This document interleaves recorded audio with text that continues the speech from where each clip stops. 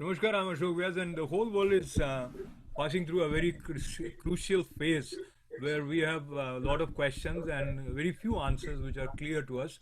But one thing is clear that the human spirit is indomitable.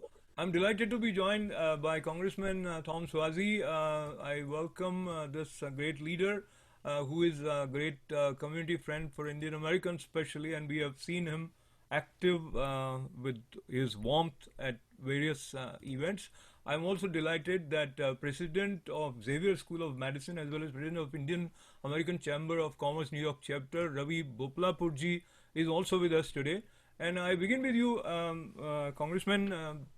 You were recently at Washington, D.C. We begin with the main purpose that took you there during this COVID 19 period, and how satisfied you are with the intent that was a part of your visit. Well, first of all, let me just say namaste and thank you so much for having me. I'm so grateful to you. Dhanyavad, shukriya, nani, depending on where you're from. Very nice. Let me just say that everybody's very anxious right now. They're worried about their health, much better today than it was 4 weeks ago. People are mourning people that have passed away. We lost my father-in-law. We buried him 5 weeks ago. He was 92 years old, and he got the coronavirus, and he passed away within 36 hours of his diagnosis. And people are worried about their finances. So many people that have lost their jobs, so many small businesses that haven't reopened. There's a lot of anxiety. So when I go to Washington, I'm always fighting for New York. I want to bring back the fair share of the money to New York. I represent 3 of the 6 hardest hit counties in America. I represent Suffolk, Nassau, and Queens counties, 3 of the 6 hardest hit counties in America. And when money is distributed from the federal government during the coronavirus, I have fought to ensure that a pot of money would be distributed based upon the rate of infection, not population, not old data, but based upon today's current crisis. And I was succeeded in getting that money put into the HEROES Act that we voted on last Friday. I've also fought to get the SALT deduction, the state and local tax deduction that's so important to the people of Long Island and Queens, New York City, the tri-state region, reinstate the SALT deduction in the HEROES Act as well. For both of those provisions, as well as many others, we now need the Senate to negotiate with us and get a deal done to actually deliver this much needed relief to people in my district and people throughout New York and throughout the country. We are delighted that you are working diligently and intelligently for New Yorkers. And I must also mention that probably you were expecting $40 billion for New York, and I think this is to the tune of $49 billion. So That's that's correct. additional victory. I would have Ravi Bhooplapur ji share his concern from the point of view of business community, and as an attorney as well as a CPA, you know very well what they are facing. Ravi ji, go ahead. Okay, first of all, Ravi ji. Thank you, Congressman. It was so nice of you to text me back whenever I called you or asked you something. First, I had to congratulate you. You're the first responder for all the people who are in trouble, taking everybody's call, and you're helping every single small business owners, SBA and everything. With my own experience, I've seen you connected me to Rob of SBA, and things are working out smooth. And I'm in the business community. I know everybody is so proud and happy about your help. And that is, there's no question about, we are very thankful to you. The questions I have are a couple of things, Congressman. This facilitating the funding for the healthcare in case if it reoccurs or something. I hope there is no shortage of any funding to our hospitals in New York. Am I correct? Oh, that's a big issue of mine. When they first handed out the money from the first CARES Act, the first tranche of money, Texas, which had 2.5% of the cases, got more money than the New York hospitals, which had 35% of the cases. So I fought that. I got every Democrat and every Republican in New York to sign a letter to the Health and Human Services. I worked with Chuck Schumer, and we got a $10 billion fund that would be distributed based upon the rate of infection. Of that $10 billion, $4 billion came to New York hospitals. That money alone helped to solve the major crisis we had with the New York hospitals. So I'm very proud of that. I'll always fight for the New York hospitals. That's great. The another question I have is this unemployment benefits issues. It was too much of a backlog from the governor's office. We heard governor every day talking, but honestly speaking, that is not an answer we never got from the governor's office. A lot of still people are getting now, but it did not work. So you have any comment? How do we resolve this other than, listening to the same? In my office, we get hundreds of calls every day about the unemployment insurance issue. And as much as we'd like to blame somebody or point fingers at the failure of the state to do this, this is happening in every state. And the reality is that the computer system that was set up for unemployment insurance in every state throughout the country are simply not powerful enough to handle the volume of cases. The New York State system was designed to handle 50,000 cases a week. It's hundreds of thousands of cases a week, and it's just overwhelmed. I think that we should consider looking at bills to try and keep people off of unemployment altogether, which is what the objective of the PPP program was, but it's not working as well as I would like to see it work. And there's a new proposal out there to actually, similar to what they're doing in Europe, whereby we give the money directly to the companies in return for them keeping people on the employment rolls. So this is being debated now. Right now, they want to extend the unemployment insurance, but we need to look at some of these other ideas as well, because the system is just overwhelmed. Yeah, so I'm just interrupting you because I see there is another gap in terms of right information being available at the right place. So many people are not, especially looking at Indian American community members, many are not very well familiar with what provisions the bill has for them and who can apply for unemployment insurance, or small business owners, what are the provisions. Is there anything you would suggest should be done so that more people are aware about the benefits which are being offered for them? Well, it's very important that everyone who's trying to get a federal benefit as part of the coronavirus, they should feel very comfortable reaching out to their elected officials.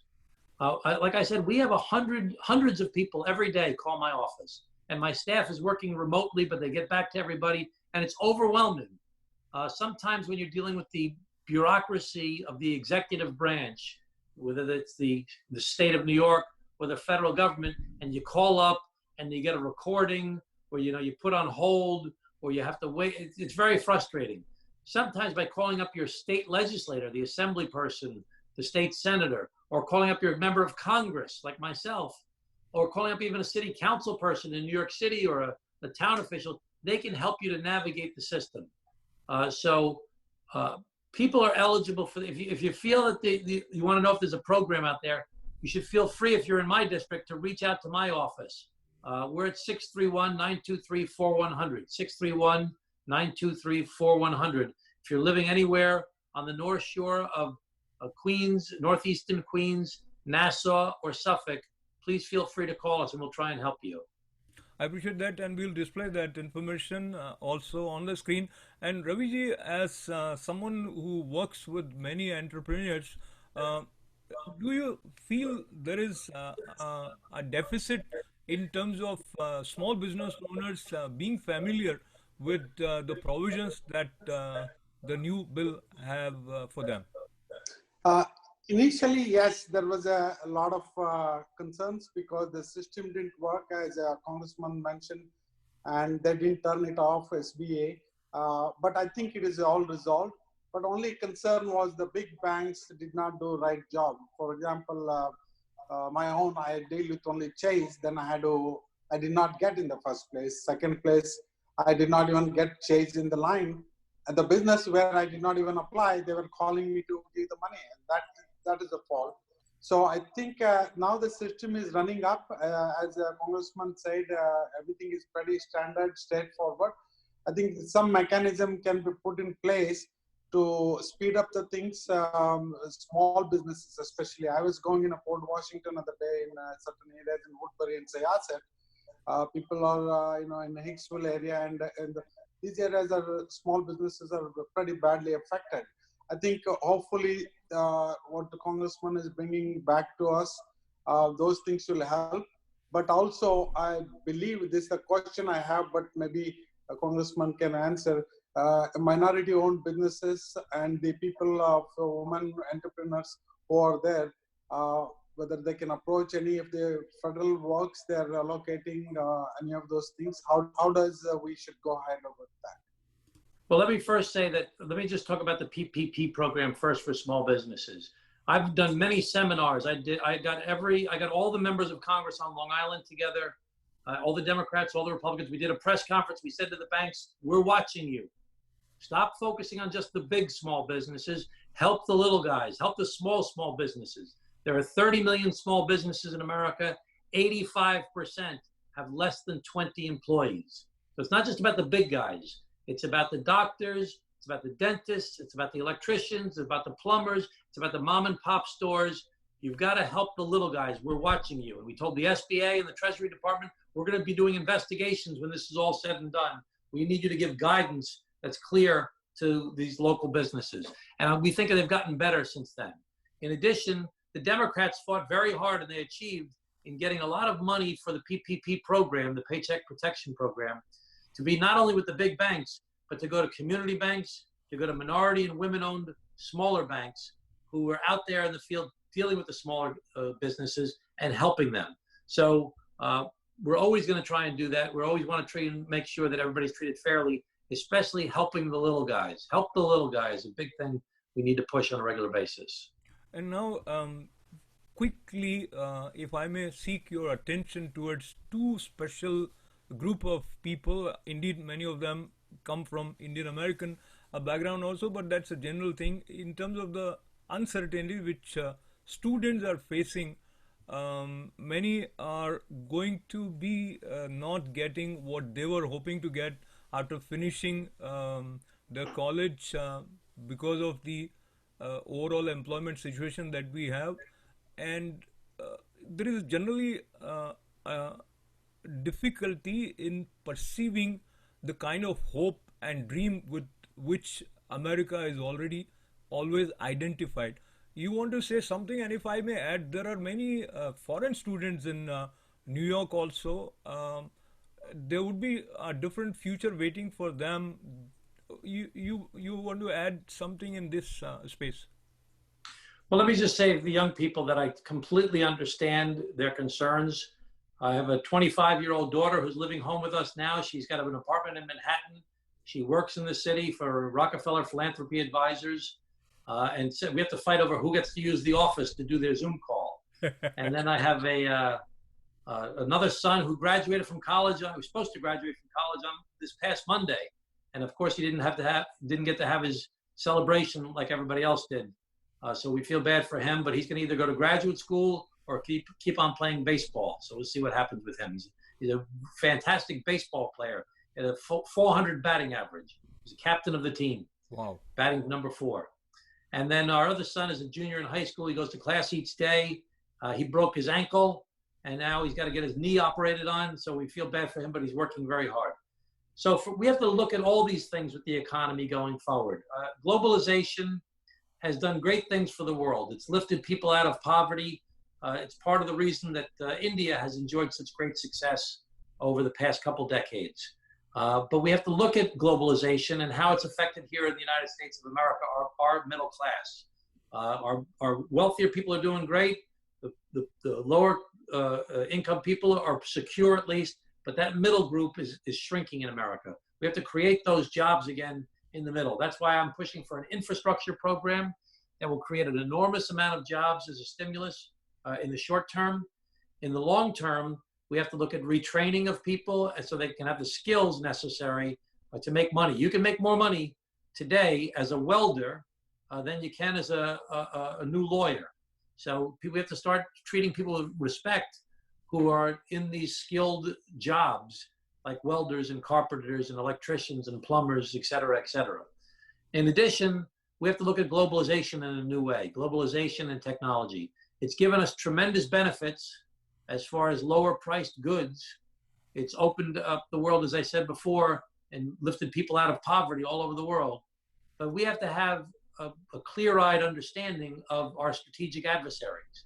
When we look at China, for example, we know that they have a lot of control of a lot of industries right now. So when we needed our masks and our gloves and our ventilators, we didn't have them here in the United States of America. So we have a strategic oil reserve. Do we need to have a strategic reserve for masks and gloves and ventilators? Do we need to have a strategic reserve for the raw materials that are put into prescription drugs? If our strategic adversaries decide they want to hurt us, we need to be prepared to be self-sufficient in the country. We may have to pay more for our goods, but it will create middle-class jobs and we'll be more secure in the future.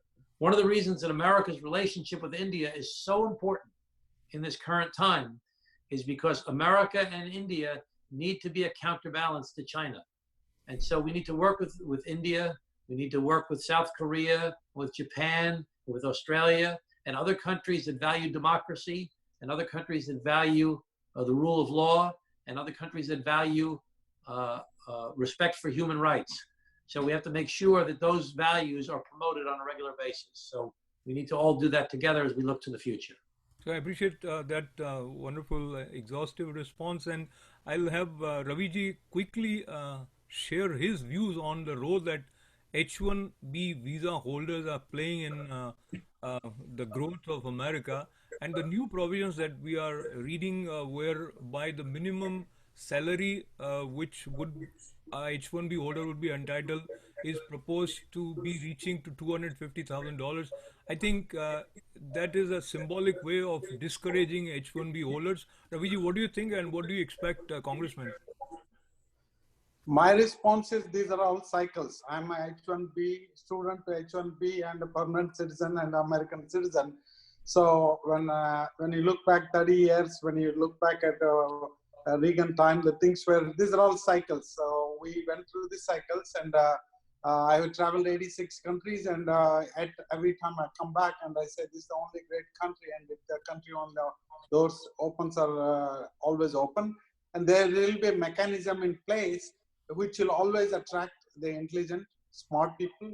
No matter what Congress and the Senate does it, they're always given these opportunities, and there are thresholds which numbers will change depending on the market, depending on the situation.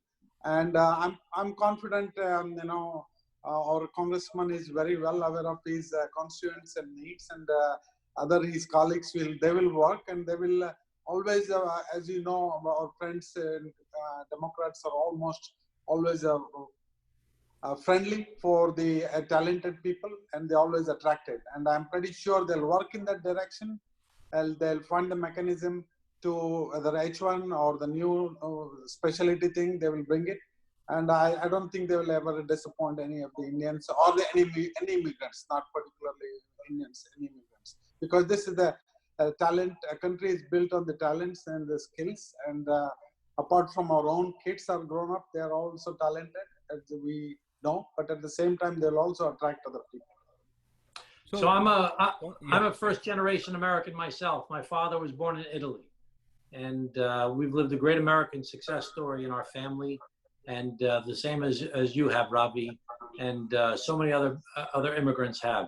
So immigration is having a tough time right now under this administration. I'm hoping that there'll be a change in November, and that we can start focusing again on treating people with human respect and dignity, and that we can recognize that everybody has intrinsic worth, regardless of where they're from, regardless of their religion, regardless of the language their native language. Everybody should be treated with human respect and dignity, and everybody should have an opportunity to contribute to making the world a better place. Now, moving towards the concluding part of our conversation, we are looking at opening up again, and Governor is also talking about systematic and strategically opening back. In that direction, first, Raviji, briefly, how do you see the process of going back to normalcy, or the new normal would be very different? As an entrepreneur, how do you see that unfolding? Okay. This has set the new tone, new laws, new engagement of rules, social distancing, and many of the things. And I'm pretty sure last 2 months, we have experienced a little bit of the things, what to do, what not to do. And with education and watching TV and the experts coming on telling, I think we are going to pass through this, and probably we all wear masks and will keep certain respect social distancing, which will continue, and we'll adjust according to that. And I believe New Yorkers are forced to approach, embrace those new changes, and we'll go through these difficult times, and we'll make sure our kids, our families, our friends will follow the same thing, which already is happening. I can see, and I think it's a great thing will come in the coming days. Thank you very much. I appreciate your being that optimist. And Congressman Thomas Suozzi, wherever I've seen you, your presence lights up the gathering. So if you are visible everywhere with a mask, that would be a different kind of a sight. And talk to me about the new normal as you foresee unfolding for us. Well, the governor spoke the other day about the fact that the rate of infection for nurses and doctors and EMS and police and firefighters, people on the front lines who came into contact with the most people that were infected, is actually lower than the general public. Now, why is that? It's because they wore masks. A mask can make a tremendous difference in making sure that you're safe. That's why the nurses and doctors and EMS have lower rates of infection than the general public. So people are going to have to change their behavior. When we look at the reopening, there's 3 phases. Phase 1 is for those businesses that don't have much contact with the public. And it's just the employees you have to protect.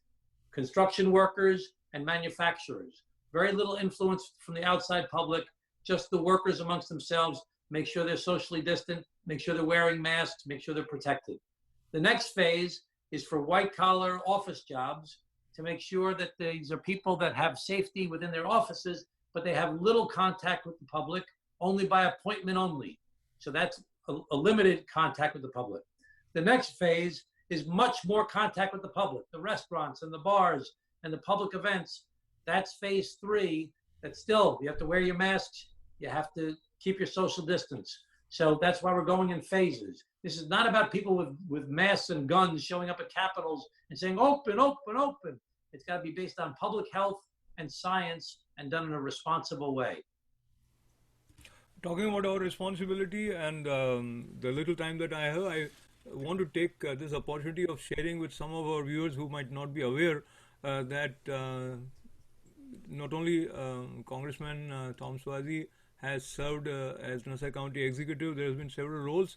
I want to especially mention about him being recipient of Public Official of the Year title, as well as Environmentalist of the Year, though it was in 2008. But your love for nature is well known. And before I come to you and also seek your input about PPE, you have still been active distributing PPE at several places. So as concluding remarks, I'll come to you for that. But for the same thing, Ravi ji, in terms of what this COVID-19 lockdown phase has taught you about our relationship with nature. See, first of all, we started respecting nature and our neighborhoods, including our own house backyards, because we never paid attention because somebody came and cleaned and left. Now they stopped coming. So first thing, you have to listen to your wife, as well as you have to tell your kids, grown-up kids especially. And if you have a dog, then you have to make sure you're taking care of all the things. So this has a tremendous impact on not only socializing, how to recalibrate ourselves and just live within our means and continue to do the things what you do and happily live. Make sure respect the nature also where you live, and that's one of the beauty thing. And I've seen pollution has tremendously gone down, and when we go out and walk, we felt happy. I mean, that's what I can say. This has brought a lot of internal rethinking, reinventing ourselves. How do we live? How do we respect each other as well as the nature? That's the important part. We've shown everyone that we can flatten the curve. Now we Correct. need to flatten the carbon curve. If we all work together, we can accomplish anything. And if we want, one of the things we should try and accomplish is protecting our air and our land and our water and the nature around us, because the earth is calling out to us and saying that it's got problems with the forest fires and the wildfires and the floods and the hurricanes and the cyclones and everything else. And now this disease. So I think we have to be more careful to respect the earth. So, with respect for air and earth, last question, in terms of your relaxation habits with love for nature, do you take stroll in park? Do you love to be near trees and all that, Tom? I do. I go for a walk every morning with my wife and daughter. We go for about a 3-mile walk every morning, and we try and go through different natural areas in Glen Cove. And of course, I love the Long Island Sound. I say the Long Island Sound is our national park, and we should treat it well. And I'm very fortunate that I can often see at my house. I see osprey flying around, and sometimes I see red-tailed hawks. And you know, I always tell the story that when my children were little, we were walking through the woods of a nature preserve in Glen Cove, and we saw a red-tailed hawk swoop through the bough of the trees. And then we went down to the water, and we saw an osprey dive into the water and capture a fish and bring it up to its nest. And I thought to myself, I don't remember seeing those birds when I was a kid. And is it because when I was young, I didn't pay attention, or is it because those birds weren't there? So I called up the Audubon Society, and it turns out that those birds were not there. They had all been killed off by DDT. And it wasn't until a woman wrote a book called Silent Springs that talked about how DDT was dangerous for animals and human beings. Her name was Rachel Carson, that we started the environmental movement in America. And those birds didn't come back right away. It didn't happen in 5 years or 10 years. It took 20 and 30 years for those birds to come back. But they did come back. And if we always fight to do the right thing, if we always work hard, if we never lose our ideals, then we can make change. It may not happen overnight. It may not be like it is on TV, where you go in and you make a speech and everybody claps, yay, and the band plays, dun, dun, dun, dun, and it's all done. Sometimes you have to work 5 years, 10 years, 15 years, 20 years, but you'll get it done if you don't give up and you keep on working. Thank you very much, Congressman. I really appreciate those inspiring as well as a very powerful story about how our persistent awareness and campaign by sensitive beings among us helps world move towards a better place. Raviji, I want to thank you for being a part of this conversation. Thank you. Thank you, Congressman. It is so nice of you. We'll be in touch with you. Dhanyavad. Dhanyavad. Yeah. So Shukriya. Nani.